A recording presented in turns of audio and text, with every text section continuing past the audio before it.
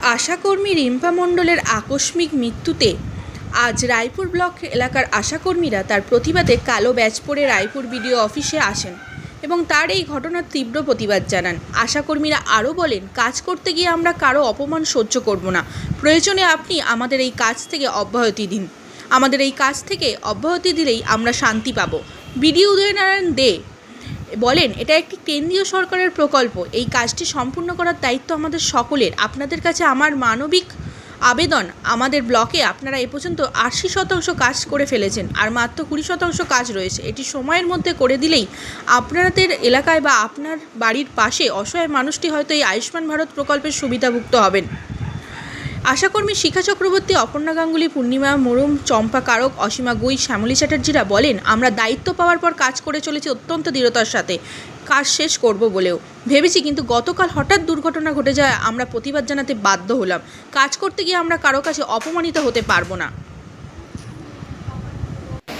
সেই অপমানের সহ্য করতে না পেরে আমাদের একজন কর্মী মারা গেছে গঙ্গা জলঘাটি ব্লকে।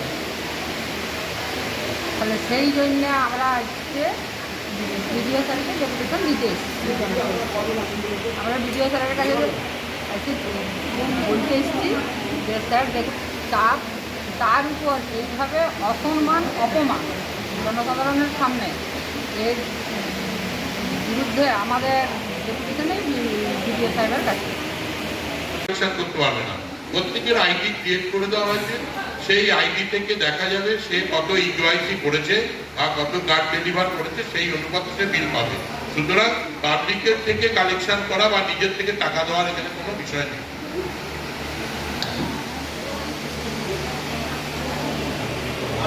আর কেউ কিছু বলবেন দিদিরা?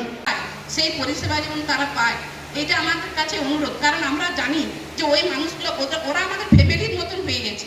কারণ আমরা ওদের সঙ্গে এত জড়িত যে কি বলবো, নিজেদের ছেলে মেয়ের মতন ওদের সঙ্গে সম্পর্ক আমাদের। আপনাদের যে বক্তব্য আছে আমরা শুনলাম, এবং আমি যে ফিল্ড লেভেলে যে কাজ করতে গিয়ে আপনাদের যদি কোথাও মনে হয় যে এখানে আপনারা নিরাপত্তার অভাব হচ্ছে বা কোথাও আপনাদের কোনো সমস্যা হচ্ছে, কোথাও মানুষের ওখানে আপনার কাজ করতে সমস্যা হচ্ছে, আমাদেরকে জানা।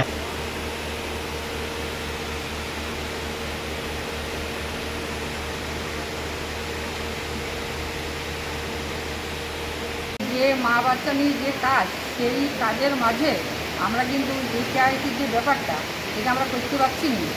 আমরা নাজেহাল হয়ে যাচ্ছি। আমাদের কর্মীরা, অনেক কর্মী অসুস্থ হয়ে গেছে। আর আমাদের বিডিও স্যার বা আমাদের বলেছিলেন যে বিডিও অফিসে যারা আছেন তারাও বলেছিলেন, আপনারা যেভাবে হোক কাজটা আপনারা তুলুন। কারণ আমাদের গ্রামের যারা সিএসসি সেন্টার আছে, ভিআরপি যারা আছে, বা আমাদের যাদের স্বামী বা সন্তান যারা কাজ করতে পারে, তারাও যেমন এই কাজটা তুলে আনতে পারে, এইভাবে তিনি বলেছিলেন আমাদেরকে। সেইভাবেই কাজটা করছিলেন। কিন্তু কাছেরপুর বিধায়ক যিনি চন্দনা বাউরি, উনি ওটা নিজের কাজটা ফলো না করে, কথাগুলো না ফলো করে উনি একরকম অপমানজনকভাবে কথা বলতে শুরু করেছেন পাবলিকের কাছে। সেই অপমানে আমাদের আজকে দিদি আমাদের কাছ থেকে চলে গেলেন। তাই ওনার ফ্যামিলি বা ওর যে পরিবার, তার জন্য আমরা সবাই শোকার্ত। তার জন্য বিডিও স্যারকে আমরা জানাতে এসেছি যে স্যার, আপনি আমাদের উপর এরকম আর এত চাপ দিবেন না, কারণ আমরা পাচ্ছি না, যেহেতু আমাদের কাজের সময়সীমা অনেক কম। তাহলে আপনারা সেইভাবে একটু দেখবেন। আমরা এরকম কেউ শিক্ষিত নই যে এমন কিছু শিক্ষিত পারদর্শী হয়ে আমরা এই কাজ পাইনি। কারণ আমরা বয়সও হয়ে গেল যথেষ্ট, আর আমরা 16 বছর 17 বছর করে চাকরি করা হয়ে গেল। তাহলে আমরা মোবাইল আমাদের হাতে থাকেনি, এই সদ্য আমরা মোবাইল এই হাতে পেয়েছি। তাহলে অপারেটরের কাজ যেগুলো, সেগুলো আমরা করে উঠতে পারছি না।